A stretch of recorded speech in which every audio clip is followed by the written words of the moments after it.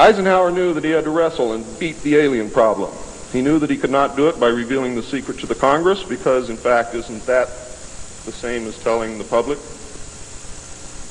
Early in 1953, the new president turned to his friend and fellow member of the Council on Foreign Relations, Nelson Rockefeller, for help with the alien problem. Eisenhower and Rockefeller began planning the secret structure of alien task supervision, which was to become a reality within 1 year. The idea for MJ-12 was thus born. It was Nelson's uncle Winthrop Aldrich who had been crucial in convincing Eisenhower to even run for president. The whole Rockefeller family, and with them the Rockefeller Empire, had solidly backed Eisenhower. Asking Rockefeller for help with the alien problem was to be the biggest mistake Eisenhower ever made for the future of the United States and most probably all of humanity, as you will soon see. What he literally did with this act, ladies and gentlemen, is abdicate the presidency to a secret group. Within 1 week of Eisenhower's election, he had appointed Nelson Rockefeller chairman of a presidential advisory committee on government organization. Rockefeller was responsible for planning the reorganization of the government.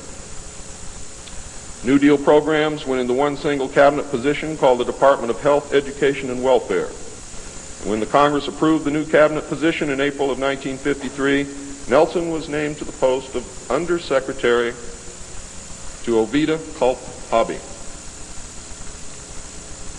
In 1953, also, astronomers discovered large objects in space which were moving toward the Earth, and it was first believed that they were asteroids. However, if you know much about astronomy, you know that you can predict or project backward orbital paths of bodies in space and determine where they come from, what they're doing, where they're going, and what their orbital path really is.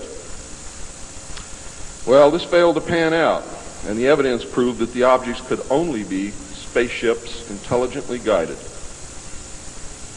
Project Sigma intercepted alien communications, and when the objects reached the Earth, they took up a very high orbit around the equator. There were several huge ships, and their actual intent was unknown. Project Sigma and a new Project Plato, through radio communications using the computer binary language, which the aliens understand very well, they're very mathematical minded, was able to arrange a landing that eventually resulted in face-to-face contact with alien beings from another planet. Project Plato was tasked with establishing diplomatic relations with this race of space aliens. But in the meantime, something else happened. In the meantime, a race of human-looking aliens contacted the United States government. Where this happened, I do not know. I wish that I did. This alien group warned us against the aliens that were orbiting the equator and offered to help us with our spiritual development.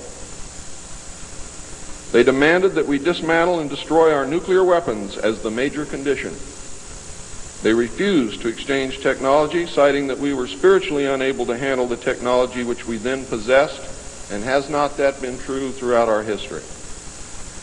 They believed that we would use any new technology to destroy each other, as we always have. This race stated that we were on a path of self-destruction, and we must stop killing each other, stop polluting the earth, stop raping the earth's natural resources, and learn to live in harmony with each other and with nature.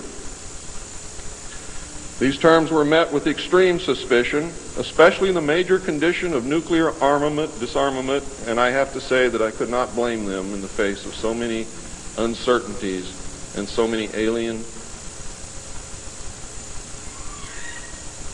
surprises staring them directly in the face. It was believed that meeting that condition would leave us helpless in the face of an obvious alien threat. We also had nothing in history to help with the decision. Nuclear disarmament was not considered to be within the best interests of the United States, and the overtures were rejected. Later in 1954, the race of large-nosed gray aliens which had been orbiting the Earth landed at Holloman Air Force Base. It happened in 1954, ladies and gentlemen. If you take everything that Bob Ebenegger has ever said and subtract 10 years from it, you will be right on the money.